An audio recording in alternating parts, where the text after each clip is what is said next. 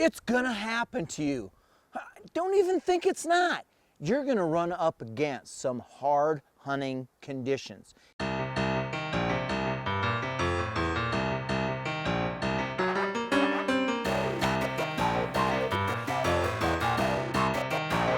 I grew up in a day when deer hunting was tough. When you hunted for days and even weeks without even seeing a tail. A lot of times when hunts aren't working out the way you planned, I mean, we all go into situations with the best laid plans. I'm going to hunt a tree stand, I'm going to hunt a ground blind, I'm going to kill a buck. It doesn't always work out that way. You have to change with the conditions.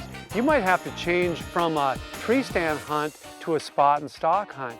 It depends what the deer are doing, but you need to be prepared to change with those conditions. Can I slap up a ground blind and hunt it today? Do I need to wait a week? Do I need to wait 3 weeks, 4 weeks? It's very situational dependent. If you have good evergreens, for example, you can go ahead and put that up and hunt it that day. The whole key is to get it snugged up underneath an evergreen. And when those traditional tactics that you love to use don't work any longer, well, then that's where it separates the real deer hunters from the couch potato TV weekend deer hunters. So you got your planning done, you're going to your dream location, but now the deer aren't there. What do you do?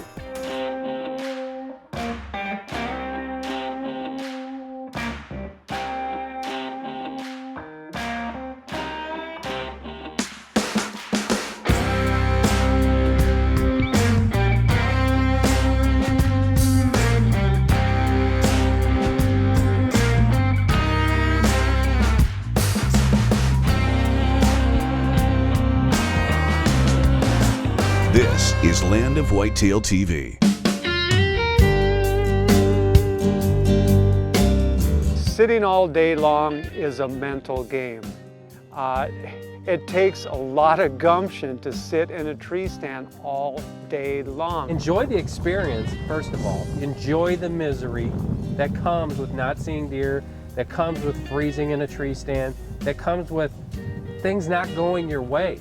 You need to be prepared for it. If the conditions are changing, you need to change with them. For instance, when I'm up in a tree stand and I don't see a deer pattern near me, but I see one off and beyond in the woods, that's when I hit the ground. If I have a window, the deer are veiled behind some cover and the wind is in my favor, I'll leave that tree stand, make a move, and set up on the ground. Or, if possible, I'll take the tree stand with me and set up a new stand right there on the spot. Now that sounds like something you may not want to do in the middle of the day, middle of the hunt, but it's something you may have to do. Toss that tradition out the window and go after those deer in a more aggressive manner.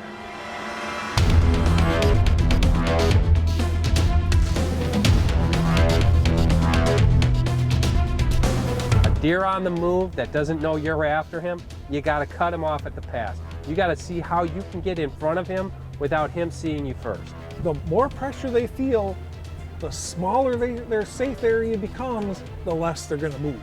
As soon as they feel any kind of hunting pressure, any kind of human pressure, they shut down most of their daytime activities. Now, that doesn't mean these deer all act the same. They will follow similar patterns, but different areas of the country, depending on the terrain where they live, can affect their movements. If you've got a tactic that you really enjoy, hey, don't leave it at home when you move to some different part of the country. If you've never been on an out-of-state hunt, much less an out-of-country hunt, pack for the unexpected. I think the biggest thing is organization if you're going to travel. It doesn't matter if you're traveling in your pickup truck or if you're flying, you need to be organized. Planning a hunt for a different region is all about weather and terrain. What type of boot, what type of camouflage, what type of gear are you going to need extra? These are all factors on how to plan for your hunt. When we come back, Mark Kaiser is off to Anticosti Island for an epic whitetail adventure. I've been to Anticosti once before and I am jealous because I know Mark is in for a very big treat. Anticosti is almost like an enchanted forest. You see stuff there that you will not see anywhere else. Land of Whitetail is brought to you by Cuddyback, more deer, fewer blanks. Analogics, protect your herd with the power of science. Thompson Center, America's master gunmakers. Hornady, accurate, deadly, dependable. And by Scent Killer Gold with Hunt Dry technology. Apply, dry it, and go hunt.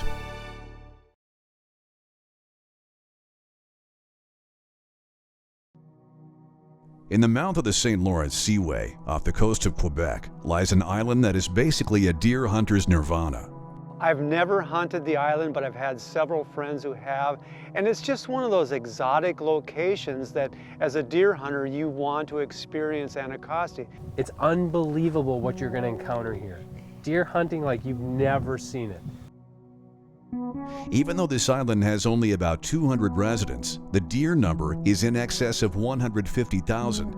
Mark Kaiser liked those odds and boarded a plane to this enchanted island.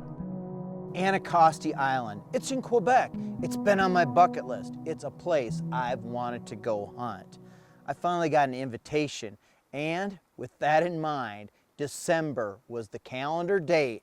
I packed up and headed off across the border.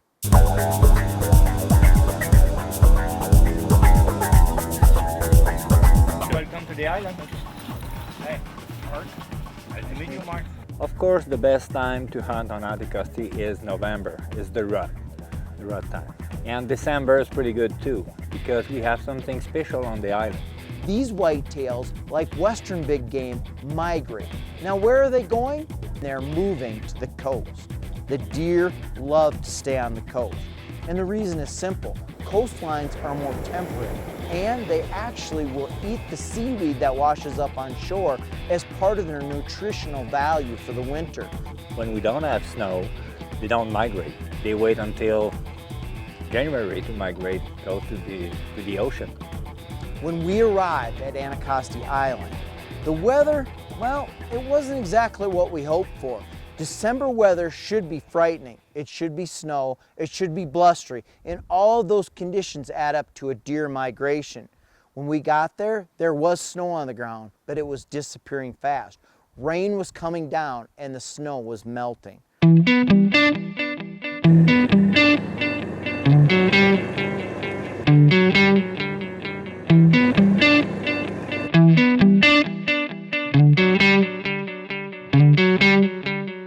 I was joined on this hunt by my good friend, Neil Emery from Hornady. We were there to test the new ELDX bullet. That bullet was combined with a new ammunition load, Precision Hunter. A major step forward for us in the industry. It's basically an all-range bullet. This ELDX bullet stands for extremely low drag expanding. It's basically a match-accurate hunting bullet that's made to work well in both conventional, like 0 to 400 yards, and long range, 400 plus. Now this load can really knock the socks off a deer at 600 yards or further. Were we going to get a shot like that on Anacostia? You never know out on the shoreline. So I brought this particular load to Anacostia. A number of reasons. I love it. It shoots so well out of my rifles. But you know, while most hunting here is typically 100 yards, maybe 200 yards and in, it's really thick and dense. You also have the possibility of hunting on the beach or down these long, you know, kind of clear cuts or senderos, and you never know what kind of situation you're going to be in. And I know that, you know, I'm able to make this work with anything that presents itself. So the terrain may allow us to test the bullet, but more than anything, Neil and I were there just to enjoy the great Quebec lifestyle. After getting into camp and enjoying some cuisine that was just out of this world, we were ready for the hunt. Neil and I got up, prepped our gear, and we found out we were actually going to do some ATV riding to a hunting location. The cool thing is we were going to be riding the ATVs down an old riverbed that led to the ocean. We got to see a lot of the country. We got to understand how the whole island terrain lay and how everything did flow down to the ocean. Around midday, we come around a bank, stop, when Neil spotted a nice buck working an edge, almost like it was rutting.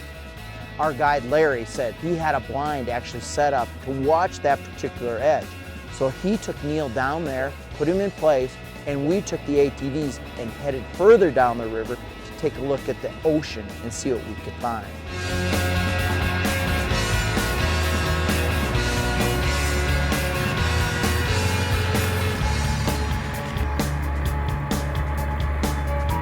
Since 2014, we got a couple tough winter, and winter kill, of course, we have every year, but the last 2 years was worse than usually.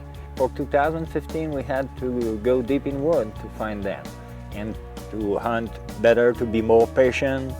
It's a lot harder hunting than it used to be, but it's still a great hunt. Because here on the island, that's the only place in Canada you can get 2 deer per hunter. Coming up, the challenges continue for Mark here on his first trip to Quebec's Anticosti Island. Don't you just hate a last day hunt where everything comes down to the last few hours? Well, that's what Anticosti did to me. This is Land of Whitetail TV.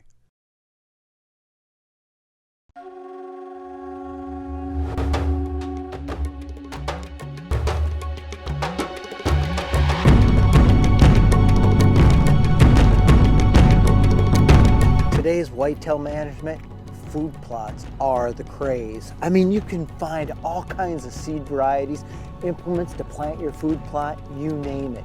But here in the Northland, where we're at now, Anticosti Island in Quebec, well, it's a little tougher to put a food plot out here in a bog or in those big spruce forests behind me. But you cannot believe the food plot these deer have. It's bigger than anything you imagined. Any field in Illinois, it's bigger than any field in Iowa. You wanna know what it is? It's right there. It's the Atlantic Ocean. When times get tough, when winter really bears down in the North Atlantic, these whitetails actually migrate, and they come out through big openings like this, through trails that have been there for years and years. And where do they end up? Well, where we all like to end up in the winter, right on the seashore. And that's their food plot. All the kelp, seaweed coming in that rolls in with the surf, that's what these whitetails live on during the winter months.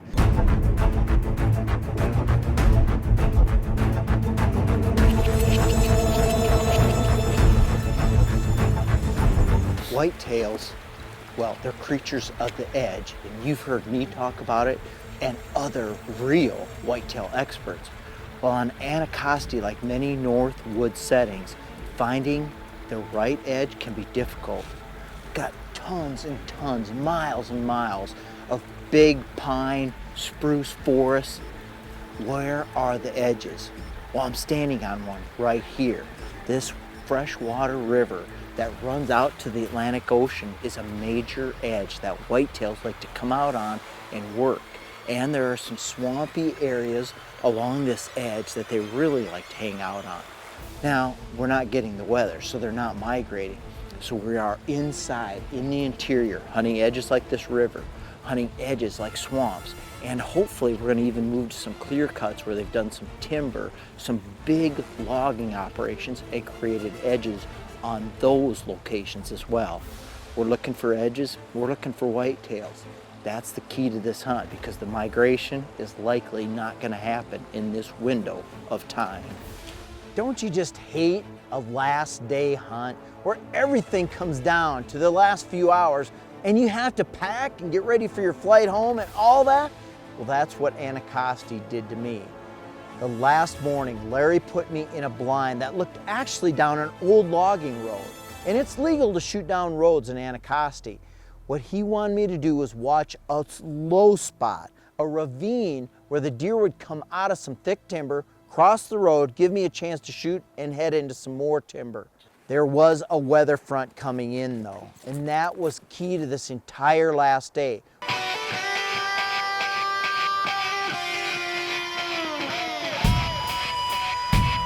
If anything did happen, it was going to be fast.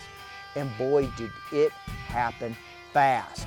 I hadn't even been there for 30 minutes, maybe 45 minutes, when a deer stepped out right in front, not even 100 yards away. And right away, I could see antlers.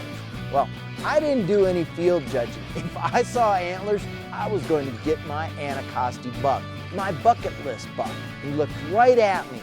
It was perfect. I placed the Nikon reticle right on his shoulder, shot, and the buck ran off. Where'd he go? He ran right into the woods. Well, that's not really that uncommon, even with a big hard-hitting caliber like the 300. Did that happen fast? That buck just showed up out of nowhere. And I gotta say, I may have called it. The barometric pressure is falling today. These deer are on the move. He stood on this road. Like I said, when in Quebec, do like the Quebecians. Is that even a right term? Anyway, do like the Quebec hunters and hunt like they do. Good to go.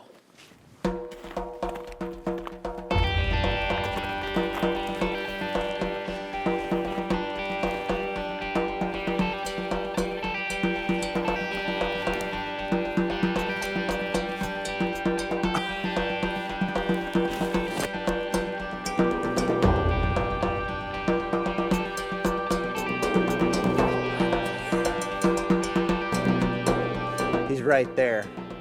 He's stone cold out of the game, and he shed one antler, and I can see the pedicle on the other side of his head, so he's shed the other one on his way busting through here.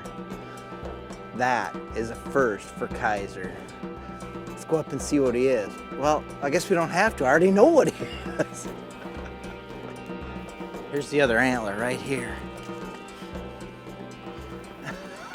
It makes, you know, it just makes getting the trophy so much easier for the preparation when they drop their antlers like that. A buck of this caliber, why would you shoot something like that? Well, this is the norm on this island. You're not going to get 130, 140 bucks. Every so often it happens, but for the most part, this is what you're looking for. A nice, medium heavy, 3x3, 4x4 buck, 5x5, or on a 10 point, as you Eastern viewers would say. That is a real bonus. Nice Northwoods buck on Anacostia Island. I'd never, ever been on a hunt where a buck had shed both antlers simultaneously on a death run. Have you? That was the craziest ending to any hunt I've had in a long, long time. Steve Bartilla shows you how to offer everything to your whitetails on Growing Big, up next.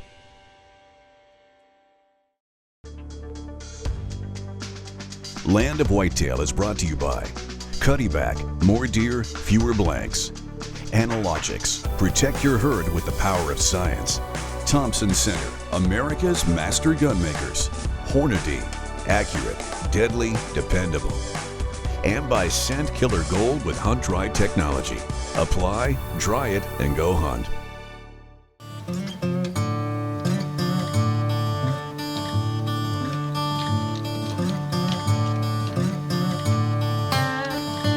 Growing Big with Steve Bartilla. To really get the most out of your habitat improvements, the whole key, if you want to truly manage deer, you can do so even on as little as the right 40 acres. Sure, it helps if you got 500, but even on 40 acres you can do it. But here's the key.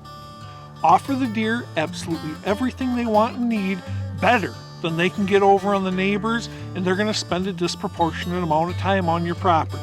So what is it that deer want and need? First, they need food. They need food. Their food sources are going to change throughout season.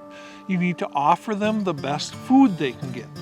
Next, safety. I'll tell you what, if deer do not feel safe on that ground and they can feel safe somewhere else, that's where they're going to go.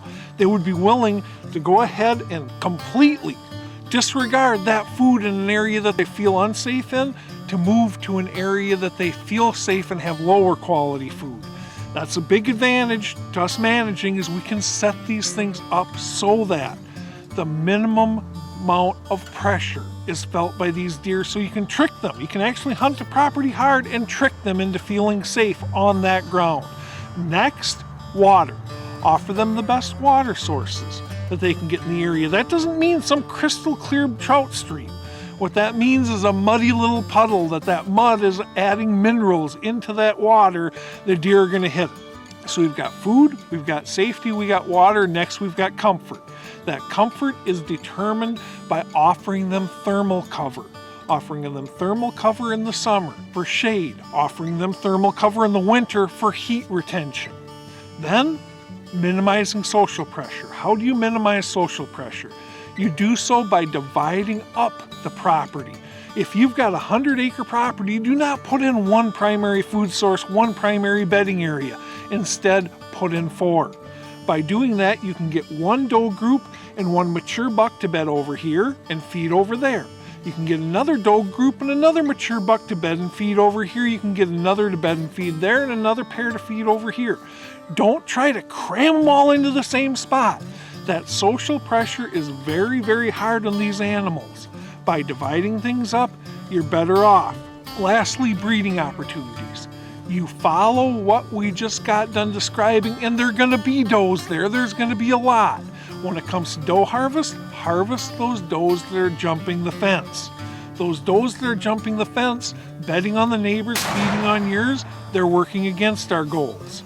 The does that are bedding on us and feeding on us, they're working for us. Why?